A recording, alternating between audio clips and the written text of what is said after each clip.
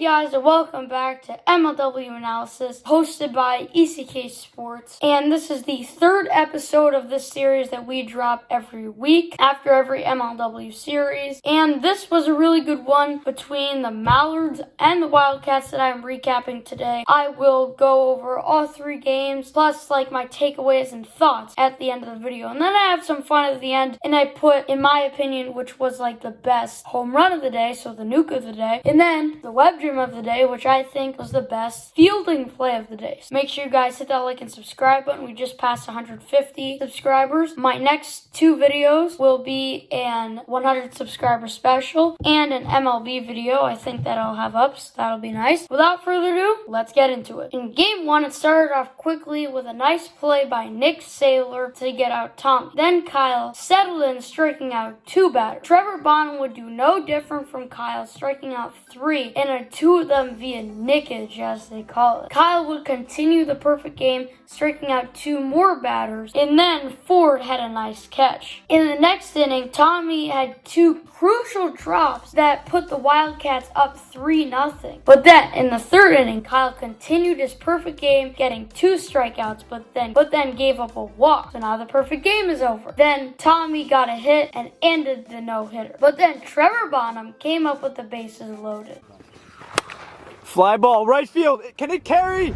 It's gone! Oh my goodness! The first home run of Trevor Bonham's career. Long overdue. Kyle was an inch away from a perfect game there, but he ended up giving a grand slam. Not where you want to be. Now the Cats are in a tough position. In the next inning, Bonham started out getting 2 outs, but then Nick Saylor absolutely crushed one to left. And if you forgot who Nick Saylor was, definitely should have remembered him there. And then Bonham would get out of the inning, but then extras would come. In extras, Tommy hits a line drive, 2-run blast over the head of Nick Saylor, putting the Mallards up 6-4. But then right after, Caden Irwin hits a solo shot, the first homer of his career. I see many hits, homers, RBIs, and everything above for Caden Irwin. But then Kyle brought in Nick Saylor. This is the second time a Schultz has been brought out in game one of a series. Saw Daniel Schultz in the Diamondbacks one. And then now you have Kyle Schultz. I mean, what is going on with these Schultzes? Saylor ended up getting out of it, but the Wildcats were in a tough position. In the bottom of the fourth, Pearson almost hits a dinger. And then to follow up, Kyle and Nick Saylor get some nice hits. But then Bonham says no to the Wildcats comeback, gets out Ford and Pearson. He had a bit of a rough start, but he got the win. And he also hit a grand slam. After a crazy game one, Kyle started off with a shot. His first home run of the season. We know Kyle, he's probably going to have like a 1,000 billion more though. Later in the inning, Kyle had another hit. But after that, Trevor Bonham pipes up Nick Saylor. Saylor would continue pitching in game two. He had a strikeout, and then Kyle made a nice catch afterward. Then Caden Irwin would step up to the plate.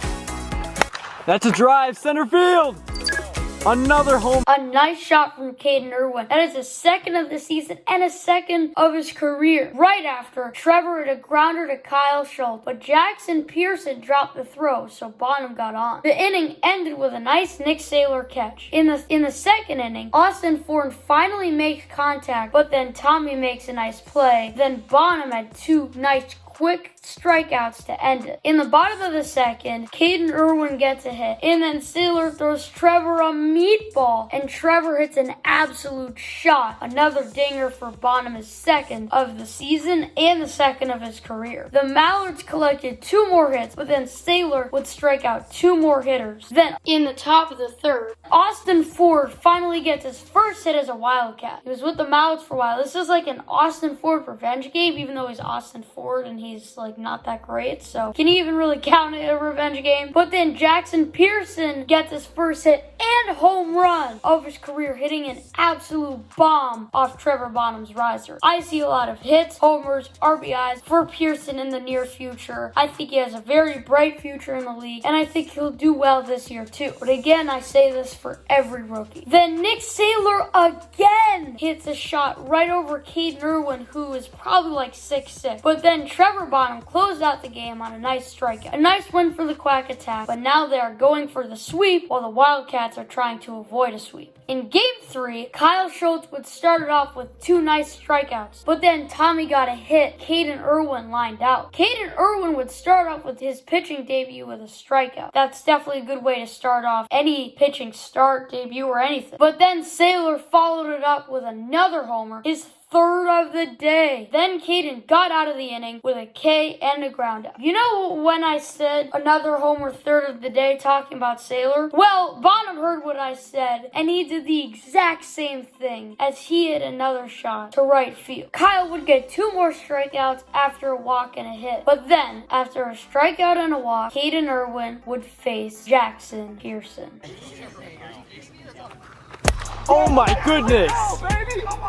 Jaxen Pearson on the first pitch. That was just destroyed. I remember hearing that Jaxen Pearson absolutely kills the riser. Well, it looks like he does. But then right after Kyle got a hit and Saylor popped out, Ford walked, but then after that, Kyle got a hit, Saylor popped out, Ford walked, and then Pearson hit another absolute shot, his 2nd of the inning, and puts the mercy cap. I mean, like, that's just crazy. I mean, you could just see it right there. The momentum was right toward the Wildcats. You know they were about to win. And then with a 6th-run cushion, Kyle got through the inning. Kyle, in the game, pitched a solid 3 innings, got 7 strikeouts, and only allowed 1 earned run. Definitely a bounce back from his Game 1, which was not that great of a start. Alright, now let's go to my thoughts and takeaway. My first takeaway is Trevor has definitely improved. It's really gotten unnoticed, but Trevor hit his first 3 homers of his career today. And Trevor on the mound was decent. He wasn't amazing, but he was decent, and he got 2 wins. So whenever you're getting wins, you're doing a good job. Another one, we already knew this, but this confirms it. Saylor is a very dangerous hitter. He hit 3 homers today. I mean, that guy's insane. A lot of people told me before the season, oh, you're overrating Saylor. You know, he's not even that good. Well, I'm not overrating him because, I mean, if you watch the series, you could tell I'm definitely not overrating him because he had an insane performance hitting 3 homers. Another thing is just Austin Ford's not good. Like, that was just a bad pickup. I don't know why they did it. You already have Aguilar, you have Purock,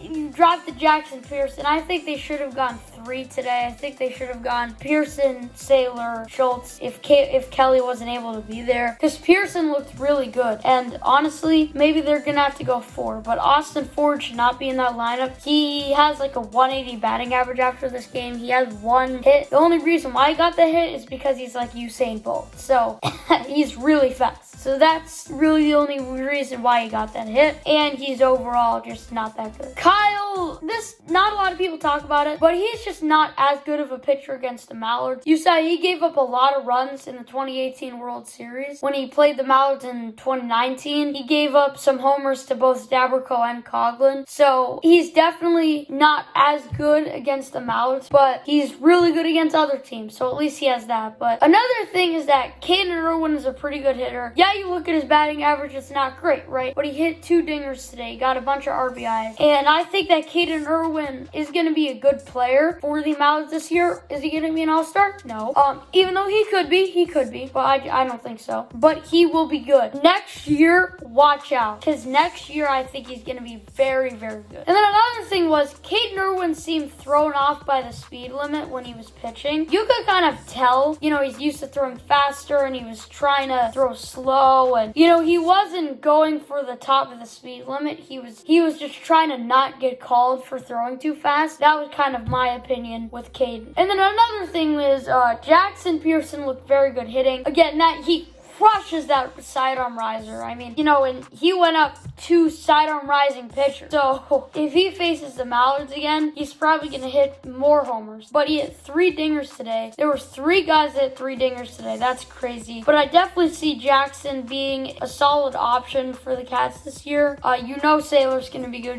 Kyle's going to be good. We'll see if they want to go 3 or maybe they just bite the bullet and go 4. All right, now my prediction for the next series is that the Preds win 2-1 over the Magic. The reason why I think that the Preds win is think that they're better. They're just an overall better team. I think that's, you got Kraft, Warda, Ramirez coming in. McGlade will not be playing, but you got Russell, Warda, Kraft, and a new rookie in Rudy Ramirez. So I think that they're going to be doing well. They're the better team. It's a question of who pitches game 2 because I'm pretty sure Steven's not there. Swanson is not either. Sure, it's going to be Alec Warda, but I'm taking my chances of Liam Jaxen over Alec Warda, even though, honestly, Liam Jaxen isn't even that much better than Alec Warda, so I could even see a sweep here for the Preds, but that's my prediction. Anyway, guys, thanks for watching. If you did enjoy, make sure to smash that like and that subscribe. And now, let's go to my nuke and web gem of the day. And by the way, this was really hard. Like, today was probably the hardest decision for nuke and web gem of the day.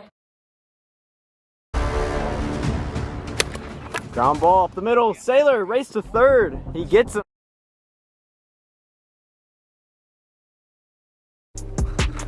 Oh my goodness. 2 in 1 inning.